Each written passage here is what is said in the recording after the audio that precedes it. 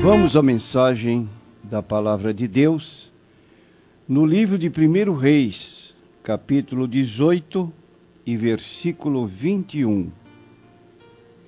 Então Elias se chegou a todo o povo e disse: Até quando cocheareis entre dois pensamentos? Se o Senhor é Deus, segui-o, e se Baal, segui-o. Porém o povo lhe não respondeu nada. Cocheando entre dois pensamentos. Prezados ouvintes, no texto em tela, Elias desafiou o povo de Deus a fazer uma escolha definitiva entre seguir o Deus verdadeiro ou seguir o ídolo, o Deus Baal. Israel, povo de Deus, havia entrado em declínio espiritual em razão de a rainha Jezabel, mulher de Acabe, o rei, ser uma pagã e ter introduzido na terra de Israel a adoração do seu Deus, de preferência Baal, com o exemplo negativo por parte da rainha e a indiferença do seu esposo no campo religioso. Paulatinamente o povo de Deus ficou dividido, servindo ao mesmo tempo o Deus verdadeiro e o Deus Baal. Então, os israelitas, como muitas pessoas ainda hoje, achavam que podiam adorar o Deus verdadeiro e também adorar a Baal. E o pecado deles era ter o coração dividido, exatamente como ocorre também hoje, querendo servir a dois senhores. Mas o Senhor Jesus Cristo, no Novo Testamento, em Mateus 6:24, apontou a impossibilidade de servir a Deus e a Mamon, o Deus da riqueza. Não era possível a um só tempo servir a dois. E aí recomendou ao povo que também tivesse e fizesse a sua escolha. Mais positivamente ou mais claramente, se assim podemos dizer, nós vamos encontrar Jesus no final do chamado Sermão do Monte, que começa no capítulo 5 de Mateus e vai até o capítulo 7. No final, então, no capítulo 7, Jesus expõe que diante de nós estão duas portas, dois caminhos que levam a lugares distintos, diferentes. Nós encontramos no capítulo 7, versículos 13 a 14, o Senhor Jesus Cristo expondo o seguinte: Entrai pela porta estreita, porque larga é a porta e espaçoso o caminho que conduz à perdição, e muitos são os que entram por ela, e porque estreita é a porta e apertado o caminho que leva à vida, e poucos há que a encontrem. Então queremos dizer ao prezado ouvinte que existem dois caminhos e uma decisão. Existem dois caminhos e uma escolha. Há dois caminhos e uma verdade. Vamos observar o primeiro tópico: há dois caminhos e uma decisão. Jesus mostra a condição que o povo tinha diante desses dois caminhos e uma decisão. No livro de Deuteronômio, capítulo 30, versículos 19 e 20, Deus, falando ao povo de Israel no passado, declara: eu te tenho proposto a bênção e a maldição, a vida e a morte. Escolhe a vida, amando ao Senhor, teu Deus, de todo o teu coração, te achegando a Ele, porque Ele é a longura dos teus dias sobre a face da terra. Então nós temos uma condição. Hoje eu ponho diante de ti a bênção e a maldição.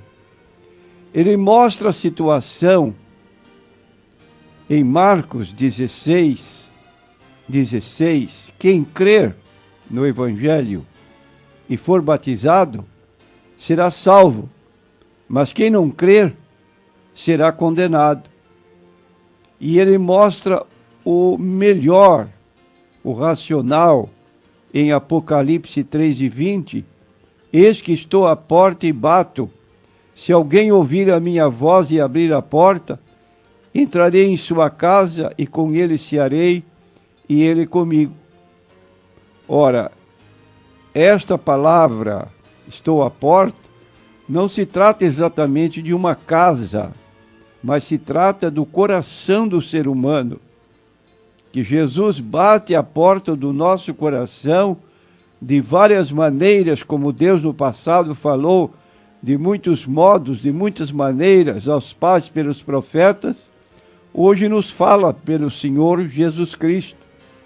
Então, se Jesus fala e nós ouvimos a sua voz e abrimos a porta do nosso coração, Ele entra para fazer morada em nossas vidas. No capítulo 16 do livro de Atos dos Apóstolos, nós encontramos um homem, o carcereiro de Filipos, à beira da morte, do suicídio, pegou a espada para se matar, auto-imolar. Paulo disse: não faças assim. Ninguém fugiu da prisão, porque ele se julgava responsável pelos presos que eventualmente tivessem fugido com o terremoto. E quando Paulo diz: não te faças nenhum mal, ele pergunta: o que devo fazer para ser salvo? E Paulo responde prontamente: crê no Senhor Jesus Cristo, e serás salvo tu e a tua casa. Imagine a diferença que ocorreu naquela família, quando o chefe de família pretendia se matar. Naquela noite ele levou os apóstolos para a sua casa, lavou os vergões, pôs a mesa e ofereceu refeição a eles, e alegrou-se com toda a sua família, também recebendo o batismo nas águas. Um lar que estava à beira do transtorno foi modificado radicalmente com a presença dos apóstolos que lhe falaram do Senhor Jesus Cristo, e ele aceitou de todo o coração. Hoje também Jesus bate a porta, através da mensagem do Evangelho, de uma situação difícil que se esbota na vida de uma pessoa, como que um caminho sem saída, e é oportuno que abramos a porta do nosso coração para que Jesus possa entrar. Dissemos que há dois caminhos e uma escolha, e essa escolha envolve destinos eternos. Diz o livro de Romanos, capítulo 8, versículo 6, que a inclinação da nossa carne é morte. Se nós andarmos segundo o desejo da nossa carne, dos nossos apetites, nós vamos caminhando para a morte.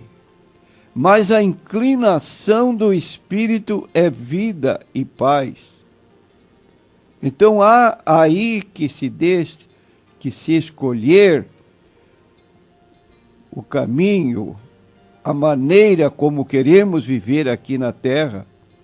E essa escolha envolve, então, a salvação ou a perdição eterna. Mateus capítulo 25, versículo 46, o último versículo do sermão profético de Jesus, diz ele: irão estes para o tormento eterno, mas os justos para a vida eterna. Dois destinos finais, dependendo de uma escolha. E em João 10, 28, quando aceitamos a Jesus como Salvador e Senhor, essa escolha envolve a salvação eterna. Jesus disse: dou-lhes a vida eterna. Nunca hão de perecer, e ninguém as arrebatará da minha mão. É gratuita a salvação. Pela graça sois salvos por meio da fé. Isto não vem de vós, é dom de Deus, é presente de Deus, não vem das obras para que ninguém se glorie.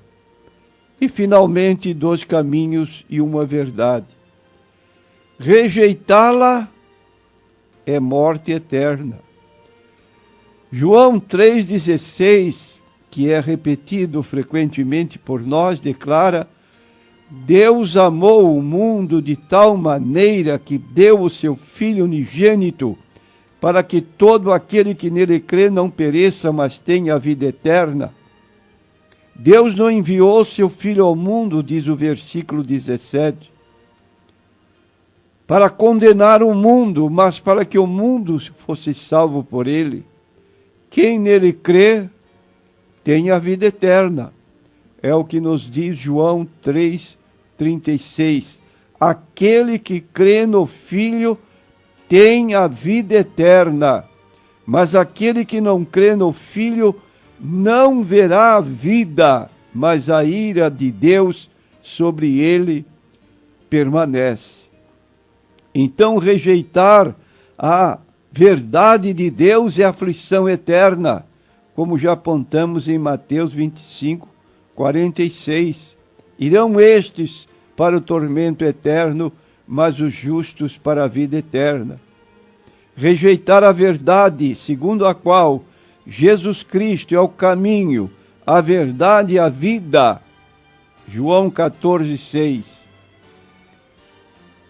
Ninguém vem ao Pai senão por Ele.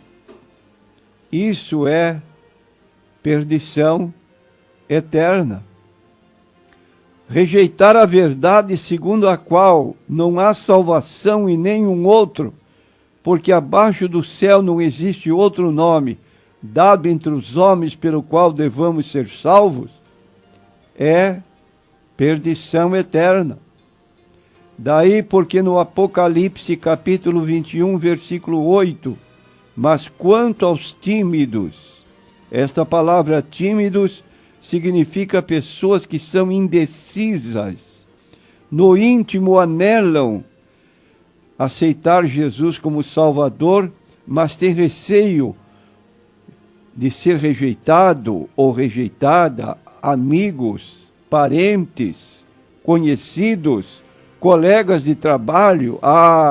Se eu me tornar um crente em Jesus, vou ser criticado, vou ser zombado, vou ser escarnecido. Não, são pessoas tímidas. E aos incrédulos, e aos abomináveis, e aos homicidas, e aos fornicadores, e aos feiticeiros, e a todo que ama e comete a mentira, a parte que lhes cabe é a perdição eterna. Então, prezado ouvinte, a mesma exortação que Elias dirigiu ao povo de Israel no passado. Até quando? Ele perguntou: cocheareis entre dois pensamentos. Se o Senhor é Deus, segui-o. E se Baal o é, segui-o. Nós, lendo o restante da passagem do livro de 1 Reis, vamos tomar conhecimento de que Elias fez uma proposta, dizendo ao povo: deixem-nos 2 bezerros, e eles escolham para si um dos bezerros e dividam em pedaços, e o ponham sobre lenha, porém não lhe metam fogo. E eu prepararei o outro bezerro, e o porei sobre a lenha, e não lhe meterei fogo. Então invocai o nome do vosso Deus, e eu invocarei o nome do Senhor, e há de ser que o Deus que responder por fogo, esse será Deus. E todo o povo respondeu e disse: é boa esta palavra. Então disse Elias aos profetas de Baal: escolhei para vós um dos bezerros, preparai-o primeiro, porque sois muitos, e invocai o nome do vosso Deus Baal, e não lhe metais fogo. E tomaram o bezerro que lhes dera e o prepararam, e invocaram o nome de Baal desde a manhã até o meio-dia, dizendo: ah, Baal, responde-nos. Porém não havia voz, nem quem respondesse, e saltavam sobre o altar que se tinha feito. E sucedeu que ao meio-dia Elias zombava deles e dizia: clamai em alta vozes, porque ele é um Deus, pode ser que esteja falando, ou que tenha alguma coisa que fazer, ou que intente alguma viagem, porventura dorme e despertará. E eles clamavam a grandes vozes, e se retalhavam com facas e com lancetas, conforme o seu costume, até derramarem sangue sobre si. E sucedeu que, passado o meio-dia, profetizaram eles, até que a oferta de manjares se oferecesse, porém não houve voz e nem resposta, nem atenção alguma. Então Elias disse a todo o povo: chegai-vos a mim. E todo o povo se chegou a ele e reparou o altar do Senhor, que estava quebrado.